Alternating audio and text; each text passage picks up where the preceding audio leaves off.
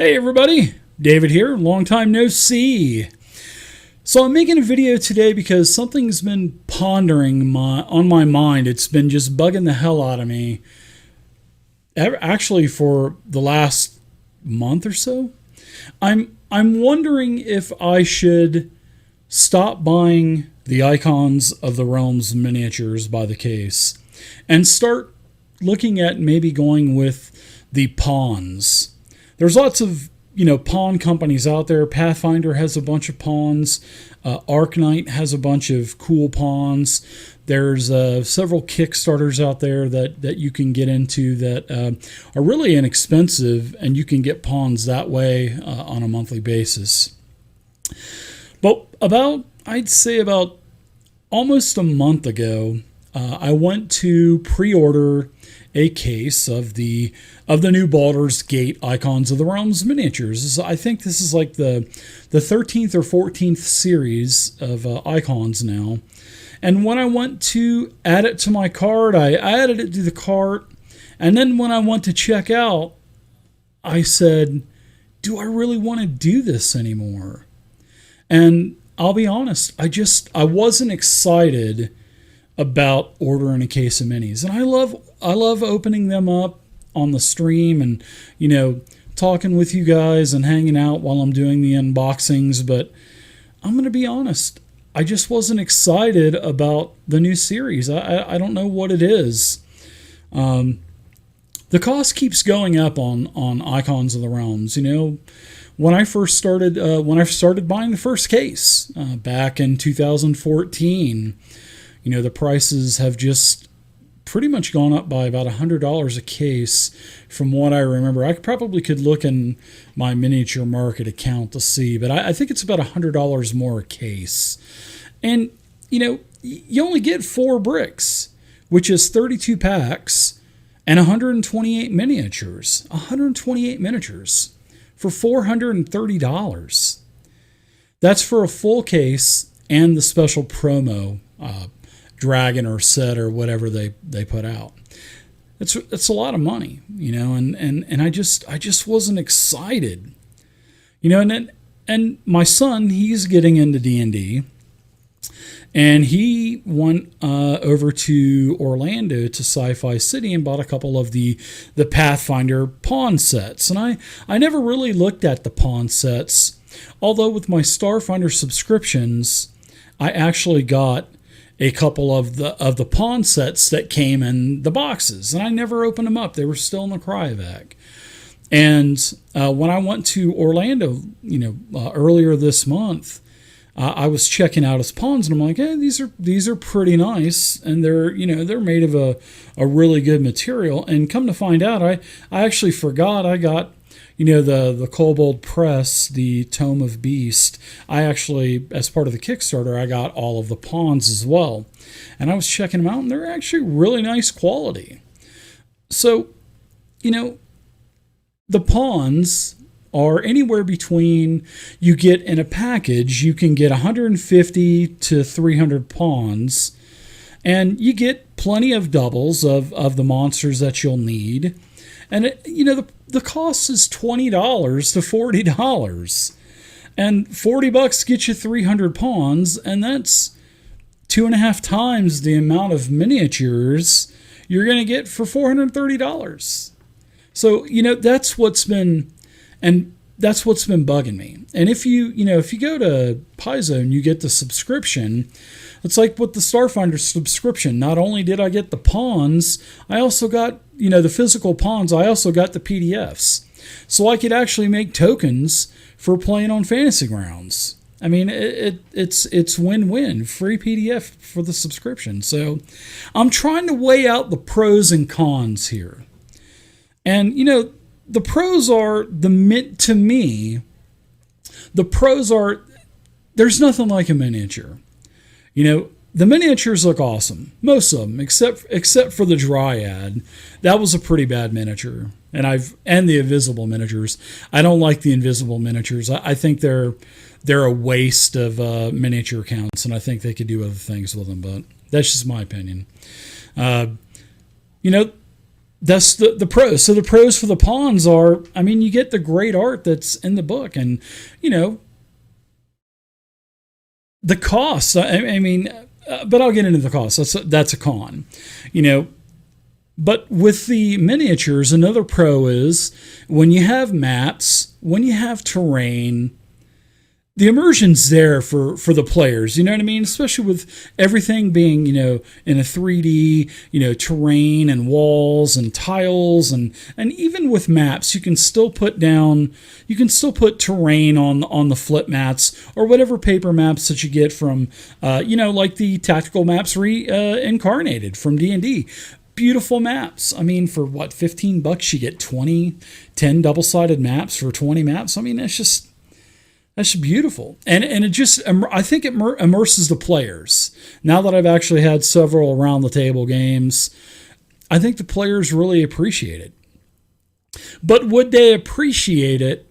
You know, will it give, and I'm going to go into the cons now, but will it give the players the same immersion when you pop down that dragon pawn instead of taking, you know, like one of my dragons up there, instead of taking that dragon miniature and throwing it down on the table?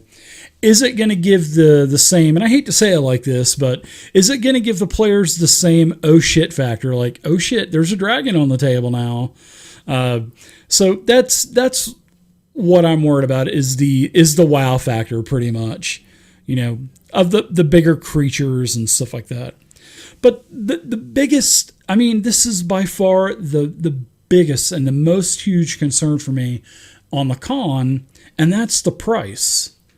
I mean, the price is just, there's no comparison between buying a case of minis and 3 times as many pawns. You know, it's like I said, it's $430 for 128 minis and $40 and a free PDF for, you know, 300 pawns or 400 pawns, whatever it is. I mean, there's no comparison in price, and you know, that's starting to kind of sway me a little bit, you know. And you know, the other con is, as you can see behind me, these miniatures take up so much room. I have 32 containers on my gaming shelf behind me. 32 containers. I'll go ahead, and also I'm going to announce the winner too, but I have almost 3,300 miniatures between miniatures and terrain. 3,300. And every one of these containers are jam-packed full. I mean, and you know, with getting the new Baldur's Gate, I'm going to have to buy more containers, which aren't cheap, by the way. And I don't have any more room. I'm literally out of room. So I'm going to have to get more shelving, etc. So that's another con that I have. But a pro would be, you know, the pawns would take so much less room. I can keep them on the cardboard cutouts that they have and just keep them in the books that they come in or the boxes that they come in. So, but man, guys and gals, I am so freaking torn on this. I've been building up my Icons of the Realm miniature collection since 2014 when the Tyranny of Dragons, edition came out, the very first series. I love minis, and I'm using them in my games, you know. But like I said, the cost keeps going up, and I'm running out of room in my game room here. I mean, but it's hard to you know. I want to get that case, but I'm just not excited. And I'll be honest, I haven't picked up the new Baldur's Gate series yet. I just haven't. You know, I think it's not only the price, but I think it's the room factor. So if I decide to not buy them anymore, you know, and if I decide to go with the pawns, I mean, what do I do? I mean, what do I do with, you know, 2,300 miniatures? What do I do? I mean, how would I sell them? I mean, I don't even think anybody would buy all these miniatures at one time. I just don't. I mean, I've bought single miniatures on eBay to, you know, like invisible miniatures and maybe an extra Umber Hulk and stuff, and a Goblin Huckster. But I mean, I I wouldn't even know. I wouldn't even know what to do. But I mean, if I sold them, I'd free up a lot of room. I mean, look, on my top shelf, I got all my map packs up there, my D&D board games from the 890s, and then the Pathfinder stuff. I mean, I just don't have any more room. So, oh man, I'm in a conundrum, man. You know, I wouldn't even know what to ask for 2,300 miniatures. I mean, a lot of those miniatures, a lot of the beholders that I have are actually all of them are like $7,500. I mean, the dragons, Tiamat, I mean, Bahamut. I mean, that's just crazy. I mean, I have all the boxes still. I just wouldn't know what to do. I mean, it's crazy. I mean, this is an entire complete run of all the series of Icons of the Realms. And it's not like I have one. I mean, I have 5 and 10 apiece just because you need 10 orcs and, 10 goblins and 10 kobolds. And so all the miniatures that I needed multiples, that's why I kept them all.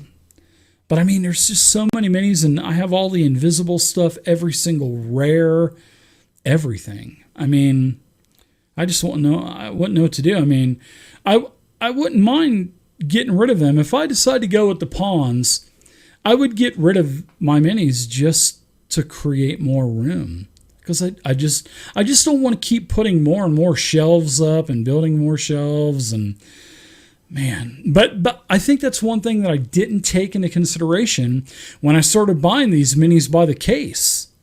I didn't take into consideration, 13, 14, 15 series later of where am I going to put these damn things now? So, man. But what do? Do I go with pawns? In the comment section down below, please, guys, give me some help with this. Give me some insight. Have you guys ever been in this situation before? What should I do? Should I keep the minis? Should I sell them? I mean, I don't know what to do. So I want to hear what you guys say down in the comments section below. So thanks, guys, for listening to me rant for about 10 minutes or so. I really appreciate it, and I need your help. So let me know down in the comments section. Until next video, happy gaming, stay safe, and keep using the awesome Fantasy Grounds virtual tabletop program. Bye, everybody.